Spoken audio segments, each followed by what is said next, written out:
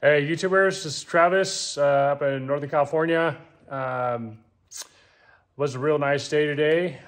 Spring is here, kinda. At least we got a few days of it. So I thought I would tackle this project on my 2017 Malibu LSV with a Raptor 410.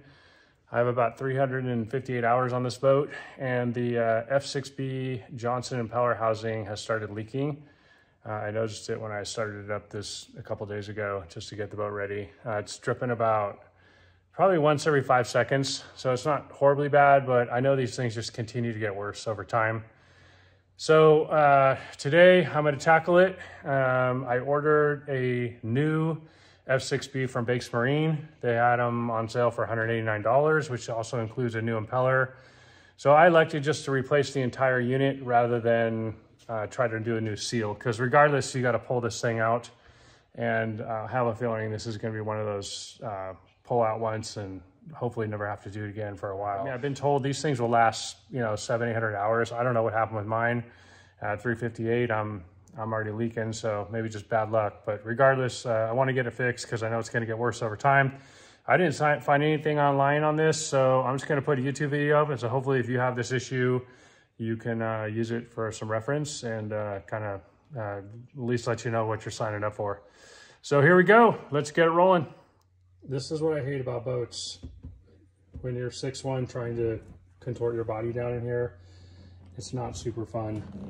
So one recommendation would be make sure to take your bags out, take that divider out and open up the back of the motor.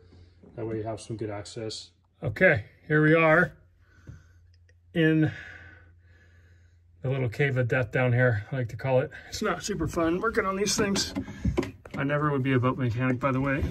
So as you can see, there's the pulley. It's pretty self-explanatory what needs to happen there. So I'm gonna go ahead and mark up just an A, B, C, and then mark it actually on the harmonic balancers too. So when I pull this thing out, I can put it back in.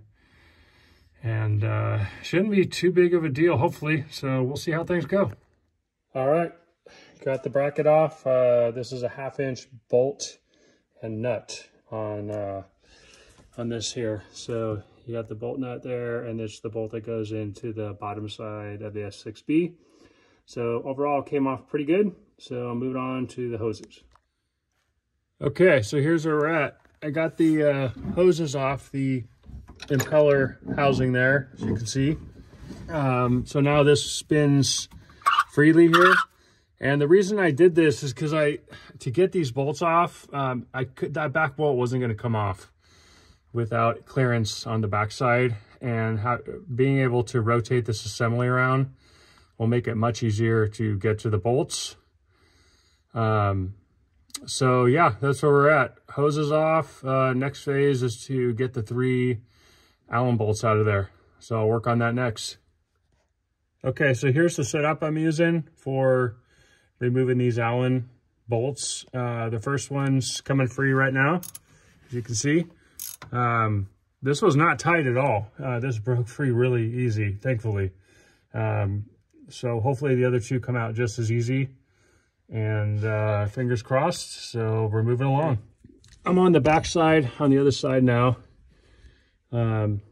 starboard side, and as you can see, I was able to get that bolt out on this side. So you definitely need to come in on the starboard side here to get the 1 Allen nut out, and rotating that assembly around is the only way to do this, because if those hoses were still hooked up, you'd never be able to get this back bolt out here. But 1 more to go, and then we're home free. All right, we got success here. The impeller pump is officially removed. So now it's just reassembly. I'm gonna go ahead and grab the pump, the new pump, and throw it back in there. But as you can see, 3 bolts and it's out. And yeah, hopefully it goes back in just like it came out. Okay, I wanted to show you guys these pumps. One thing I noticed about the one I just removed, if I turn this thing, there's something going on here. I don't know, maybe the bearing went bad or something too. But I'm already glad that I'm just replacing the entire pump. This is the new one. As you can see, it's silent, has no crazy noises coming from it. And one thing I didn't mention is when you get the new, the whole new assembly from Bakes, you get an impeller too. So I just put this impeller in last week and took the boat out one time, and I'll just take this out and use it as a spare. So, so yeah, this is the new one right here. So it looks like it's, another thing I noticed too, on the flange, I marked those A, B, and C's to realign. It looks like it only can really go on one way. So, because there's these three right here are the three holes that will align on the harmonic balancer. And I don't think you could really put this thing on wrong. So anyway, that's where we're at. This is the new one, and we'll go ahead and get to reassembly. Okay, there's one other thing I want to talk about here real quick. This is what you need right here to remove these. Do not try to remove these with an Allen wrench. You need an actual socket like this, which is a 5/16. And one thing I did notice too, it looks like Inmar, when they put this pump on, painted the Allen bolts. You can kind of see there. It wasn't super easy to get this thing into the actual bolt here, and I had to tap it with a hammer on each one. So just keep that in mind when you're doing this. That I don't know why they paint bolts. It's never a great idea to paint bolts. So and this is the reason why, especially when they're hard to access. So just keep that in mind when you're doing this. So you might have to tap that in, and make sure and buy a nice Allen socket to remove. I was told to put some blue Loctite on these. I'll probably put just a really small dab of Loctite and for reassembly. So anyway, just something to keep in mind. All right, so the pump is back on, and I have that top hose connected. I don't know if you can see it up there, the shorty. So I had to have a little different plan of attack on this.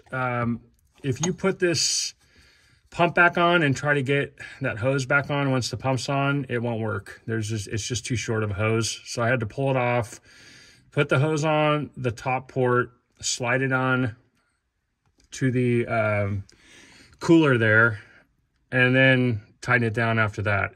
And I also did have to use the old Allen wrench to get behind that hose, because, you know, once you can't rotate the impeller assembly, it's not fun trying to get back there. So that was the only way I could get it tight. And I started, basically all these bolts are as tight as it can go before and then the harmonic balancer started moving. So that's kind of where I'm at with the torque on these. I would imagine they're around 30 pounds, which I heard online is about where they should be. So I'll probably check them, you know, after I run the boat for a day. But with the lock washers on there and the blue Loctite, not anticipating they'll be coming loose. So, but that's where we're at. So next it's going to be connecting the lower hose and putting the clamps on, and then put the bracket on. So on to the next task. All right, well, there she is, all bolted up and ready to go, clamps on. Now we just got to run it on the hose and make sure there's no leaks. But I'm very happy to get out of this death cave. Not super fun being down in these ski compartments, and my arms feel like they're about ready to fall off. But other than that, it's back on, and off to run it on the hose to see how things hold up. Fingers crossed. All right, there we are. It's normal operating temperature right there, and I don't see any leaks. So I think we're in the clear here. All right, well, that's a wrap. So far so good. I'm gonna call this project done. Just a couple of things I would recommend if you're gonna do this. The first thing is I would just replace the whole pump like I did. I don't think it's worth trying to put a new seal in there. And after doing this, it is not a super fun project being down in the ski lockers. And speaking of the ski lockers, I make sure they're all empty. Take your ballast bags out, take all the dividers out, have really good access there. I took my swim platform off, Obviously the rear trays come out, open up all the hatches, and just have full access on all sides of the motor. Because when you get climbed down in there, it's not super fun being down in there. My right shoulder is actually kind of sore right now. But it's just the way it is with these things. They just don't have a lot of space in them. Another thing I do is I put moving blankets in the boat too to get in and out, so that way I can leave my shoes on. It just really helps. It makes it easy, so you're not taking your shoes on and off every time you're in and out of the boat, and protects all your vinyl. And if you're a boat mechanic, God bless you, man, because dude, I don't know how you guys do it. These things are just horrendous to work on when it comes to anything down below the motor. I don't know. It's just not super fun process being down in there. But regardless, I hope you learned something from the video. And if you're a boat mechanic and I did something wrong, make sure and comment. I'm not going to get offended. I'm not a mechanic, so I'm kind of just a weekend warrior guy. If you see something that might help somebody else, make a comment.